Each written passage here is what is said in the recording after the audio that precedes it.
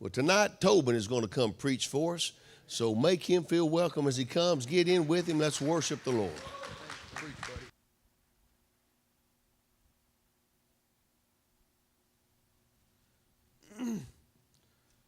I know I say this every time I step up here, but I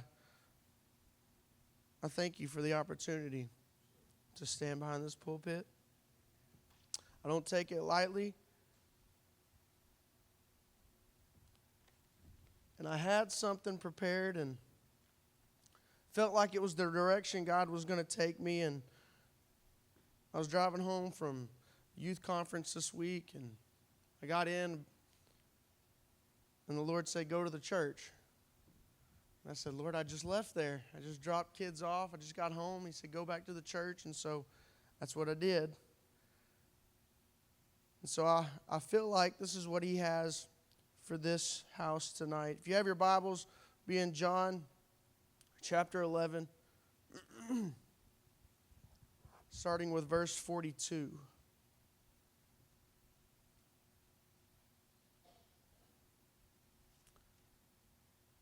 John chapter 11, verse 42, it says, And I knew that thou hearest me always, but because of the people which stand by, I said it, that they may believe that thou hast sent me. And when he thus had spoken, he cried out with a loud voice, Lazarus, come forth.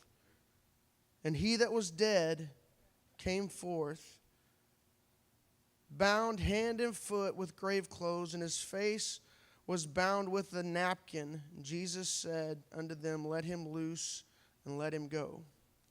You may be seated. Tonight, I want to take just the first part of verse 44 and go from there. And he that was dead came forth. And he that was dead came forth. The 11th chapter of John opens up with a very disturbing note. Somebody has been giving a bad report and ends up in death. Lazarus reports that he was very sick, so severe that he was on the critical list. And I don't know whether Lazarus had any other relatives, but we do know that he had two sisters, Mary and Martha. His sisters were very disturbed and distressed by this critical condition of their brother, so they were so concerned that they sent word for Jesus to come. They felt that his sickness was such that only Jesus could handle it. But they were confident that Jesus could do it. They were confident that Jesus could take care of the problem. They were fully convinced and totally persuaded that if they could just reach Jesus, and if Jesus could reach them, everything was going to be okay.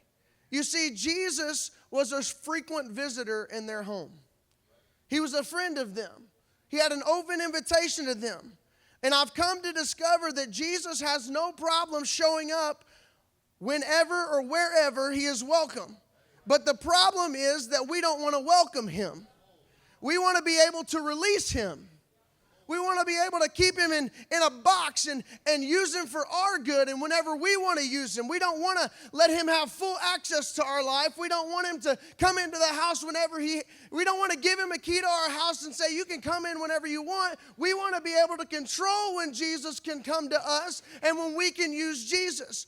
First off, let me ask you this. Who gave you the power to release God Almighty? Let me tell you something. God is not something that you can put in a box and pull out whenever it's convenient for you. He's not a statue that you can put up in your room and worship. He is almighty. He's the living God. He inhabits the praises of his people, and he will not stay where he is not welcome. But when he finds a place that he is welcome, when he finds a place where people are worshiping, when he finds a place where people are praying, when he finds a place where people are in one mind and one accord, he will abide there. It said he will pull out his spirit there. He will touch the needy. He will set captives free. He will heal the brokenhearted. He will deliver the addict, and he will show up and move in a mighty way. He just wants to know that he is welcome in that place before he moves. He wants to know that he is welcome. God, we want you to know that you're welcome by the way that we treat you in this house, by the way that we welcome you in this house, by the way that we worship you in this house, by the way we praise your name and lift you up. Somebody here needs to welcome Christ into your situation. If he hasn't shown up at your place lately, it might be that you've fallen short in this area. It might be that you've fallen short in this area. Are you welcoming Christ into your house? Does he know that he has full access to your house? Are you worshiping him? Are you praising him? I know that the times that you're going through may be rough, but I want you to know God will only move and only abide where he is welcome. That's the only place. And we see that, again, Jesus had an open invitation, a standing invitation to their house, and that was because Jesus was frequently there. He was frequently there. And because of that, that's why this story hits a little close to home for Jesus. It hits a little close to home for Jesus. But at this point in the story, Lazarus has become very ill, and he's at the point of death, and his sisters sent a message to Jesus to come, for their brother was sick. The sisters did the right thing. Don't you tell me that talking to Jesus or sending him an invitation to Jesus is a bad thing. In your time of need, it's always, I said always good to send word to Jesus. Always send word to Jesus. And the sisters did the right thing.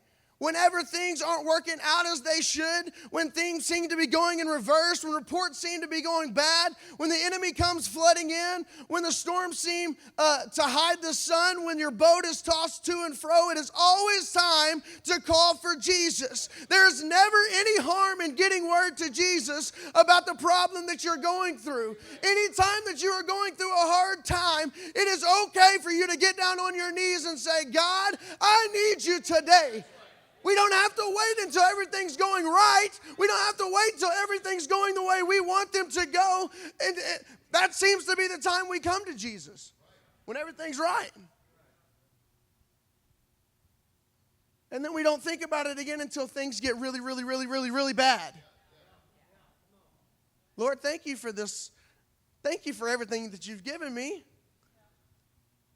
Thank you that this person got saved and my friend came to know you, and for the financial blessing. And then 2 months down the road, things are kind of going downhill, but we forget to talk to Jesus. And then 3 or 4 months down the road, when it's even worse, we decide to go back to him.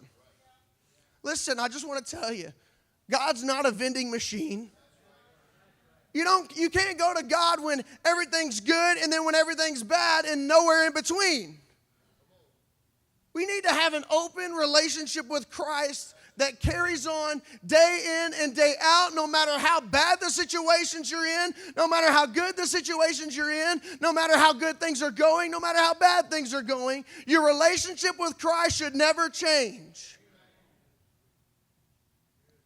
So they sent word to Jesus about their sick brother Lazarus. Now somebody knows here that Jesus did not come quickly. He did not come quickly. He could have come. He could have dropped everything and immediately returned, but he didn't. After he received word, Jesus did not come. He continued doing the work that he was doing where he was at. Now, many of us would have got very discouraged if we would have sent a message to somebody. Some of us get very discouraged when we send a text message to somebody and they don't reply within 2 minutes.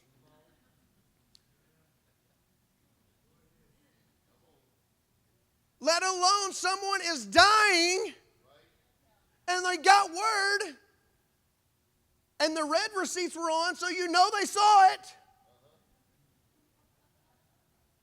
And they didn't come. How discouraging would that be? How would you feel if someone was dying and you desperately needed Christ and he put you off? I'm going to tell you right now, many people, many Christians in the church would turn from Christianity real quick because they have a surface level relationship with Christ. Oh, he didn't do what I asked him to do. I can't follow him anymore. He's not going to be there. He's not accountable.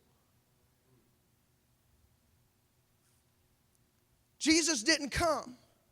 He delayed. He deliberately didn't come. He could have shown up before Lazarus' death, but he waited until Lazarus had already died.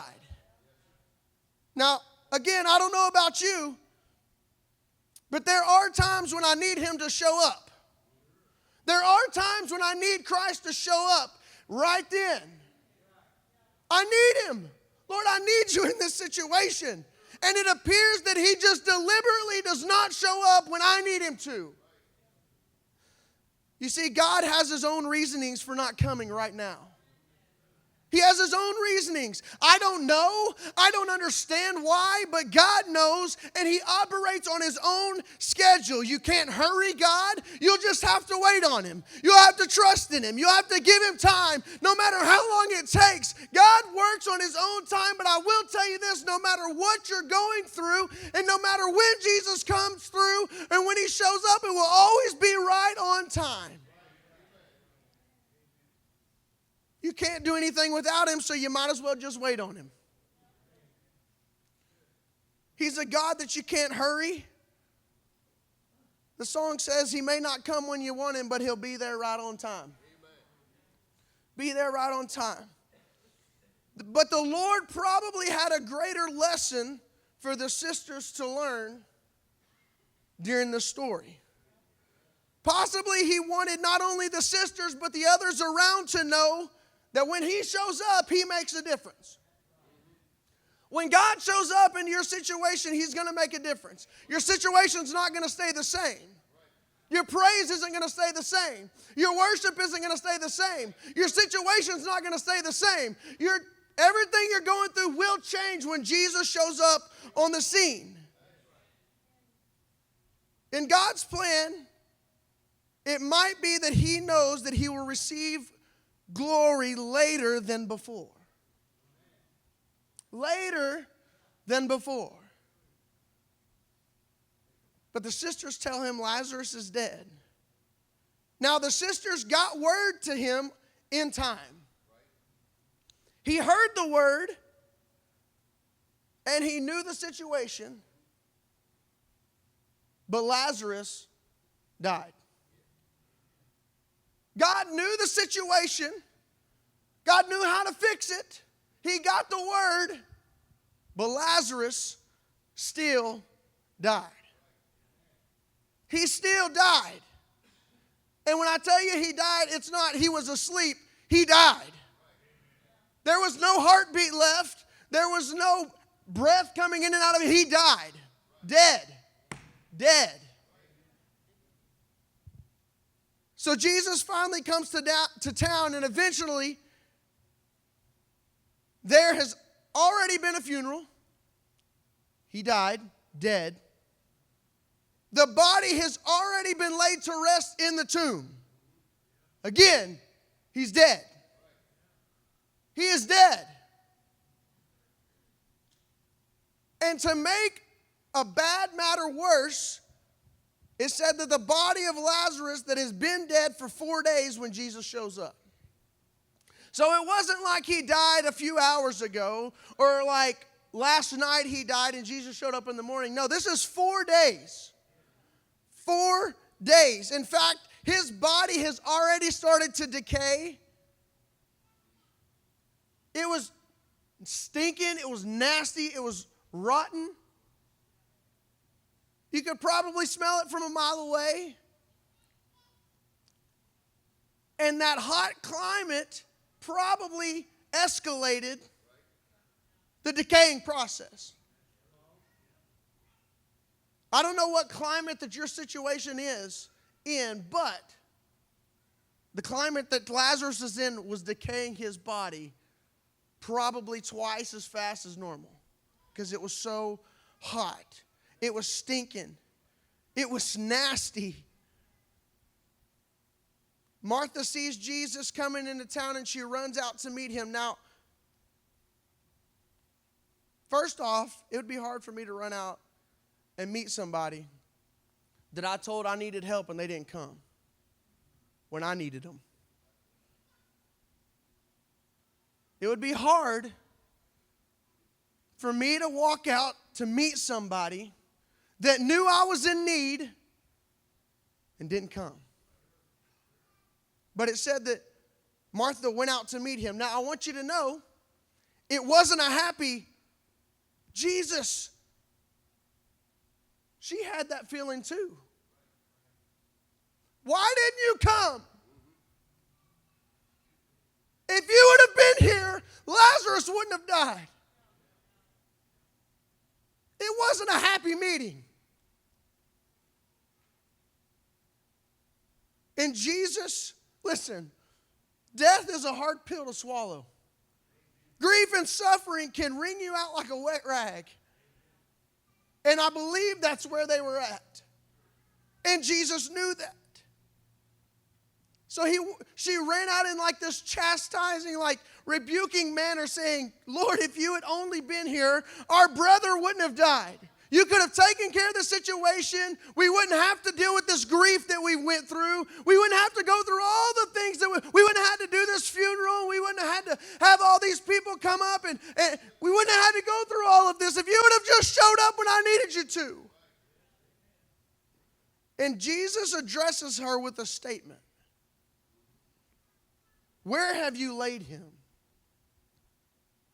Show me where you laid him at. Notice that Lazarus and his sisters all knew Jesus. They were best friends. He stayed with them, as I had said before. But I need you to know that just knowing Jesus doesn't exempt you from problems. Just knowing Jesus doesn't exempt you from sorrows. Just knowing Jesus doesn't exempt you from going through trials and temptations and hardship and heartaches and all this stuff. Just knowing Jesus doesn't mean you get a free pass through life. Just knowing him doesn't give you don't gain anything in life. On this side, sometimes we'll have to cry. On this side, our hearts will be broken. On this side, our heads will have headaches, and sometimes our hearts will bleed. Jesus had to come. And how many know that, again, when Jesus shows up, things change? And he told the sister to show him where Lazarus was at, where he was laid at. Now listen. Jesus didn't ask her where he was laid at because he didn't know where he was at. He knew exactly where he was at. He knew exactly where Lazarus was. But he asked her to show him because he wanted her to be there. He wanted her to be where he was at when he did what he was going to do. And it says when they got to the place where Lazarus laid, Jesus wept. Making this, again, a personal matter. A personal matter. He wept. He cared about Lazarus. He was his friend. He didn't want him to die. And in this moment that he is grieving over Lazarus, people are questioning him. They're questioning him. Why didn't you show up? We were here. What was so big that you couldn't leave it behind and come when we needed you to? What other problems were you dealing with? This man that had opened blinded eyes could have saved this man. Where were you at?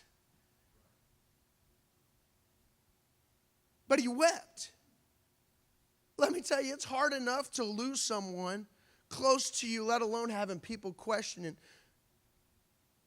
Could you have done more? Could you have done more? It's hard enough. And then we go a little further in verse 38. It says, Jesus therefore in himself Jesus therefore groaning in himself cometh to the tomb. Again, it's a personal matter. He was grieved that Lazarus had died. But can we learn a lesson that Jesus is teaching us here for a second? Jesus wasn't having the best day. He had just lost his friend. His sisters, Lazarus' sisters were questioning why it took so long. People around were questioning, could he have done more? He was emotionally drained, but he still had something to do.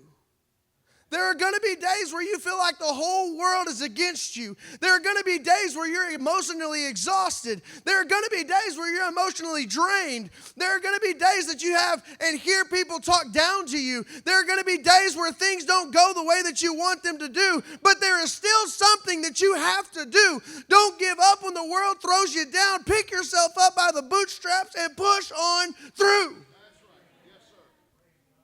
Push on through.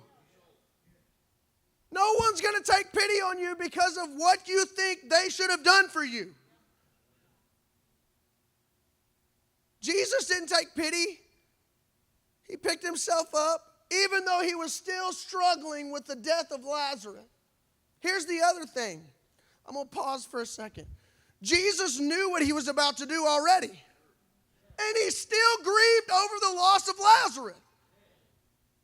He still was hurting. He still wanted the sisters to know I cared about him. I loved him. He was like my brother. I'm sorry that I couldn't have made it. We see Jesus go to the tomb and say, roll the stone away. And Martha speaks up and says, Lord, but he's been dead for 4 days. By now he's already stinking. It's too late. It's over. You should have been here a few days ago. The body's already starting to decay. And Jesus reminded her, did I not tell you that if you believed, you would see the glory of God? If you would believe, you would see the glory of God. Did I not tell you that? There are many times that we question instead of believing. Many times we ask God, why am I going through this? Or why do I have to go through this? Or why did that happen? Why do good things happen? Or why do bad things happen to good people? It's a question. Instead of just believing God's going to take care of the situation. We question him. We question him. God of the universe who designed us in the likelihood of his image, we question him. Why, God? Why is this happening? And he's saying, did I not tell you? If you would believe, you would see the glory of God. But we still question him. Brother Larry, I don't know about you. I would rather see the glory of God than not. I would rather see God and see the glory of him than not see him. That tells me instead of questioning him, I need to believe in him. No matter what I'm going through, I need to believe in him. I need to give all to him. I need to put all faith in him. I need to put all trust in him. I need to put all belief in him. No matter what I'm going through, I need to believe God is going to take care of the situation. I need to believe God will take care of the situation. But instead, they still asked Jesus. They still questioned him. And then he spoke. They rolled the stone away. And then he spoke. Lazarus, come forth.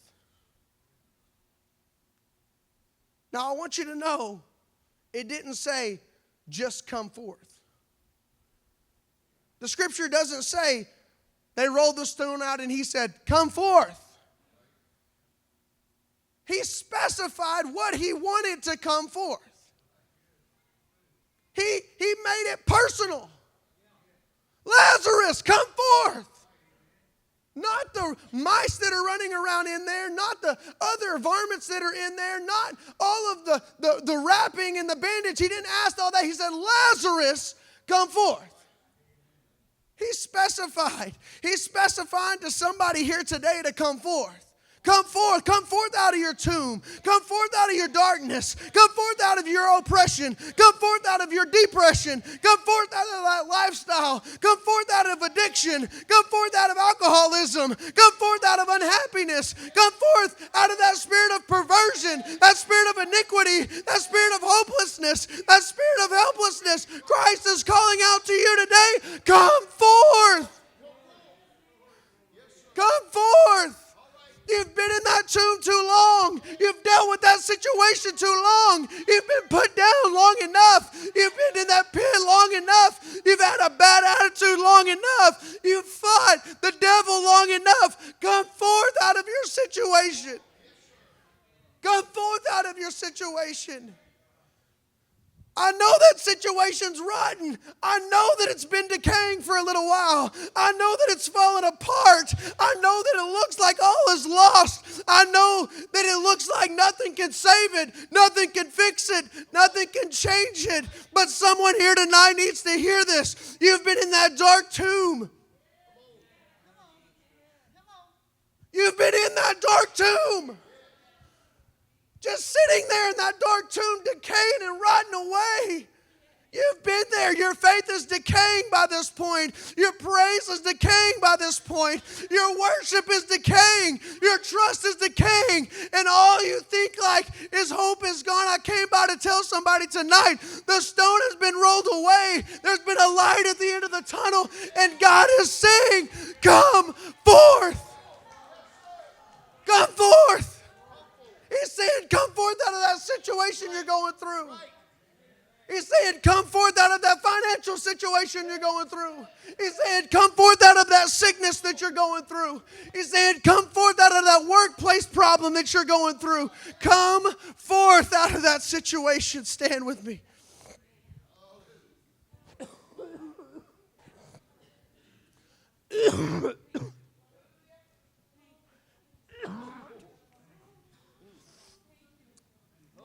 Oh, God. Oh, God.